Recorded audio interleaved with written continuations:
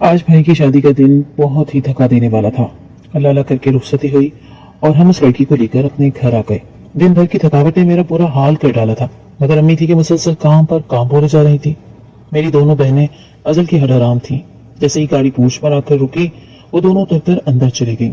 بھابھی کو سہارا دے کر اندر لے کر جانا تھا تو مجبوراً امی کو میری مدد لی پڑی۔ بھائی تو گاڑی کھڑی کرتے ساتھ ہی نہ جانے کہاں گم ہو گیا تھا۔ امی نے مجھے بھابھی کو اندر لے جانے میں مدد دینے کا کہا تو میں جھنجھلاتا ہوا آگے بڑھا۔ میں نہیں جانتا تھا کہ یہ چند قدم میری زندگی پر کتنے بھاری پڑنے والے ہیں۔ بھابھی کا لہنگا بے حد بھاری تھا اور اس نے ہیل بھی پہن رکھی تھی۔ وہ بے حد نازک سی تھی، اتنے بھاری لباس میں بغیر کسی مدد کے اس سے چلا ہی نہیں جا رہا تھا۔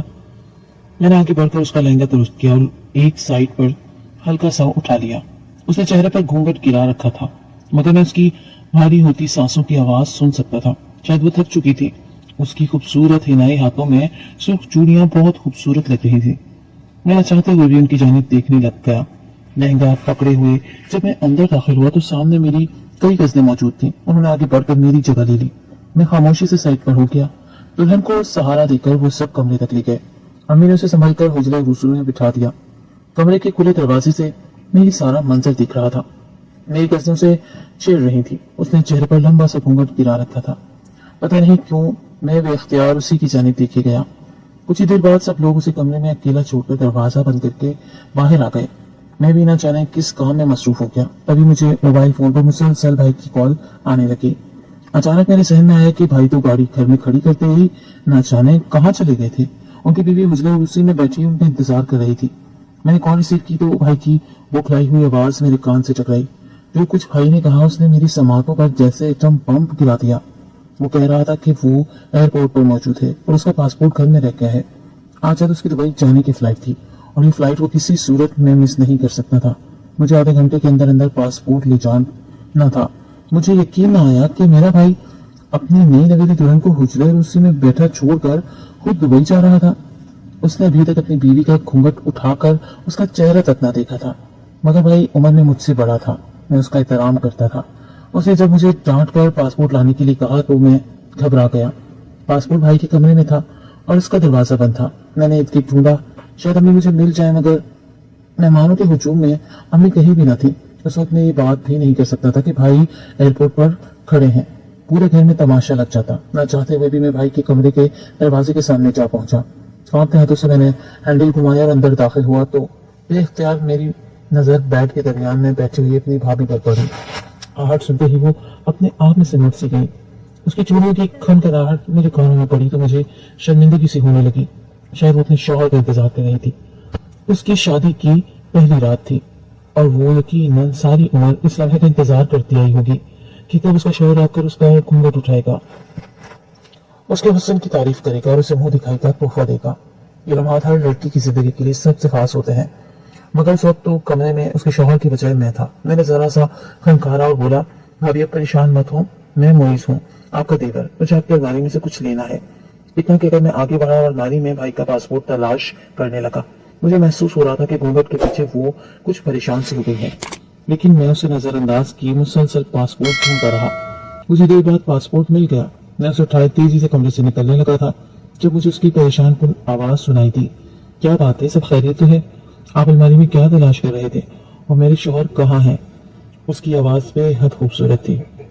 اس نے مجھ سے وہی سوال کر ڈالا تھا جس کا مجھے خوف تھا۔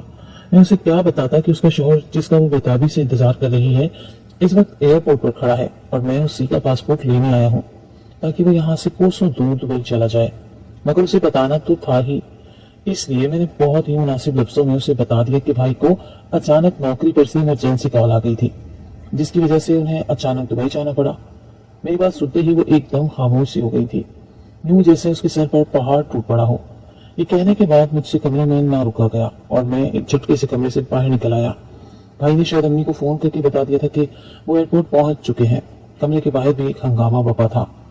باہر سب اونچی آواز میں حیرت کا اظہار کر رہے تھے کہ ایک رات کا دلہا اپنی بیوی کو چھوڑ کر بیرون ملک کیوں جا رہا تھا۔ میں جان گیا کہ ان آوازوں کو بھابھی نے سن لیا ہوگا اور یقیناً میری بات کی تصدیق ہو گئی ہوگی۔ اس کے دل پر کیا رہی چکی ہوں گی، اس لیے مجبوراً خود ہی چائے بنانی پڑے گی۔ कुर्ते की आस्तीनें फोल्ड करता हुआ मैं चाय बनाने की नीयत से जैसे ही किचन में दाखिल हुआ तो दरवाजे में ही ठिठक कर रुक गया। सामने अपने उरूसी लिबास में भाई की बीवी खड़ी चाय के पतीले में पत्ती डाल रही थी। शायद उसके भी सिर में शदीद दर्द था और वो अपने लिए चाय बनाने आई थी। आहट पर वो अचानक पलटी और मैं जहां का तहां खड़ा रह गया। उसने अपना घूंघट उल्टाया हुआ था। वो बेहद हसीन थी। दुल्हन के रूप में उसका 16 सिंगार उसकी मासूमियत को दो आश्चर्य कर रहा था, लेकिन उसकी आंखों में जो सरासंगी और खौफ फैला था उससे मेरा दिल कट कर रह गया। मैंने कोशिश की कि मैं किचन से चला जाऊं, मगर न जाने क्यों मैं अपनी जगह से एक कदम भी न हिल पाया। मैंने उसे मुखातिब किया, क्या बना रही हैं? भाभी, मुझे चाय की शदीद तलब हो रही थी। अगर आपको चाय चाहिए तो मैं आपके लिए बना देता हूँ। मेरी बात सुनकर वो एकदम घबरा गई और कहने लगी, नहीं नहीं, बस वो मेरे सर में दर्द हो रहा था, इसीलिए कप चाय बनाने के लिए आ गई। अगर आपको चाहिए तो ये चाय आप ले लें। इतना कहते ही उसने चाय कप में ले ली और मेरे सामने स्लीप पर रख दी। मैं उसके हाथों की कपकपाहट दूर से ही देख सकता था। मैं वहीं स्लीप से टिक लगाकर उसे देखने लगा। आखिर उसका क्या कसूर था जो उसे एक रात की दुल्हन बनाकर मेरा भाई उसे छोड़कर चला गया था। उसने शायद मेरी नजरों का इर्तिकाज महसूस कर लिया था। रात के गहरे सन्नाटे में वो दुल्हन बनी मेरे सामने खड़ी थी। उसका घबराना जाना फितरी था। इसी बड़बड़ाहट में वो अपने लिए चाय लेना भी भूल गई और तेजी से लपक कर अपने कमरे की जानिब बढ़ गई। मेरे लबों पर अचानक मुस्कुराहट दौड़ गई। मैंने उसे पीछे से आवाज दी और कहा, भाभी अपने लिए चाय तो ले जाए। आपने सारी चाय मुझे दे दी। मगर वो ना रुकी और तेजी से अपने कमरे में दाखिल होकर दरवाजा बंद कर लिया। उसकी चूड़ियों की खनखनाहट अभी तक माहौल में गूंज रही थी। मैंने अचानक अपने सर पर हाथ मारा और खुद को होश दिलाया। चाय की शदीद तलब हो रही थी, इसलिए कप उठाकर मैं अपने कमरे की जानिब बढ़ गया। घूंट घूंट करके चाय पीते हुए मैं न चाहते हुए भी उसी के बारे में सोचता चला गया। एक दो रोज उसी तरह खामोशी से गुजर गए। वो कमरे से कम ही बाहर निकलती। एक दिन भाई ने मुझे कॉल करके कहा कि मैं उनकी बीवी के मोबाइल में भाई का नंबर सेव कर दूं। वो इससे बातचीत करना चाहते थे। भाभी अम्मी ने पसंद की थी, इसलिए भाई का पहले इससे कोई राब्ता नहीं था। मुझे भला क्या एतराज हो सकता था। उस रोज जब वो अपने कपड़े इस्त्री कर रही थी तो मैंने उसके पास जाकर उसका मोबाइल मांग लिया। उसने खामोशी से अपना मोबाइल मेरे हवाले कर दिया। मैंने भाई का नंबर सेव किया और मोबाइल उसे वापस कर दिया। मैंने उसे बता दिया था कि भाई उसे वीडियो कॉल पर बात करना चाहते हैं। इस दौरान मैं गहरी नजर से उसका जायजा लेता रहा। उसके चेहरे पर एक शर्मीली सी मुस्कुराहट बिखर गई थी। शायद उसे भाई की कॉल का इंतजार था। फिर भाई और उसकी बातचीत होने लगी। उसका पता मुझे इस तरह से चला कि भाई ने एक रोज रात के 12 बजे मुझे कहा कि मैं उनकी बीवी को पिज्जा ला दूं। मुझे याद आया कि भाभी ने शाम में खाना नहीं खाया था। मैंने होम डिलीवरी करके पिज्जा मंगवा लिया और भाभी के कमरे में जाकर उन्हें दे आया। वो मोबाइल हाथ में पकड़े शायद भाई से ही बातें कर रही थी। उस रात मैंने भाभी के मोबाइल में अपना नंबर भी सेव कर दिया ताकि अगर उन्हें कोई काम हो तो वो मुझे बिला तकल्लुफ मैसेज करके भी कह सकती हैं। भाई को कहने की जरूरत ना थी। भाभी को मेरी ये बात बहुत अच्छी लगी। अब वो मुझसे थोड़ी थोड़ी सी बात कर लेती थी, मगर मुझे उसे देखती इसकी सपोर्ट करने के लिए उसका शोहर यहाँ मौजूद नहीं था।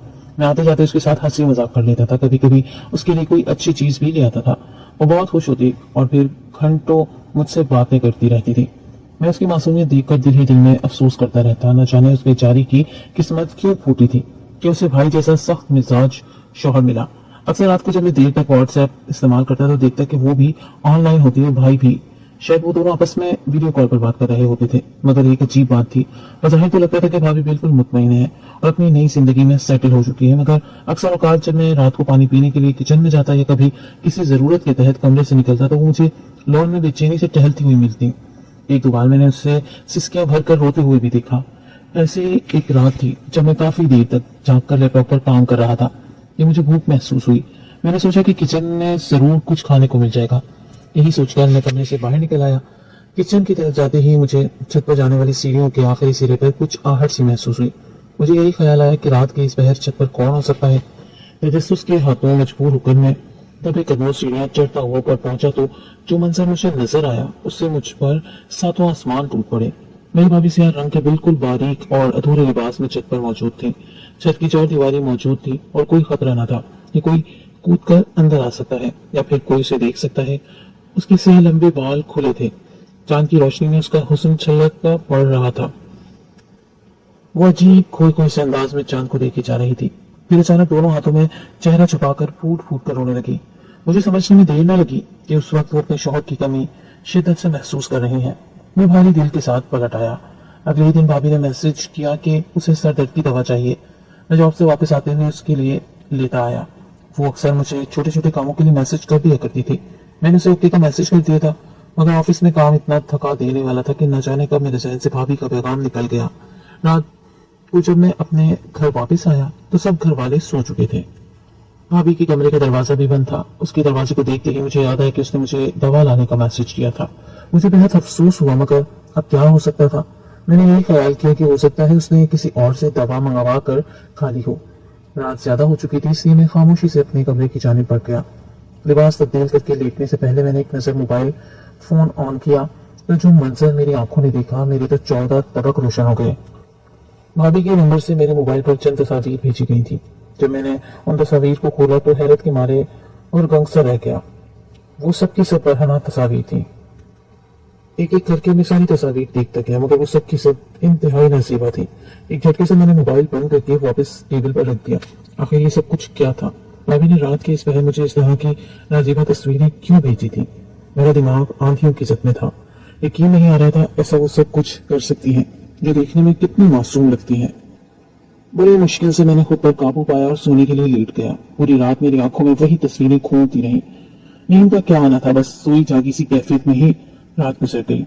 सुबह उठकर जब मैंने अपना मोबाइल उठाया तो भाभी के नाम हुस्न का खराज वसूल करे, मगर मैं अपने भाई को जानता था। वो इंतहाई खैर रोमानवी तबीयत का मालिक था। अभी जब कभी भी मैं फोन पर उससे भाभी के मुतालिक बात करता तो उसका लहजा बड़ा ही बेजार कुन होता था। लगता ही नहीं था कि उसे अपनी नौजवान बीवी में कोई दिलचस्पी है। मेरी शक्ल अपने भाई से मिलती थी। हो सकता है कि भाभी मुझसे अपने शोहर को ढूंढने की कोशिश करती हो। उन्हें ख्यालात में 2 दिन गुजर गए। अम्मी नौकरानियों की तरह भाभी से काम लेती रही। मैं चुपचाप सब कुछ देखता रहा। एक रात जब मैं लैपटॉप पर अपना काम कर रहा था तो मुझे व्हाट्सएप पर भाभी की मैसेज वसूल हुआ।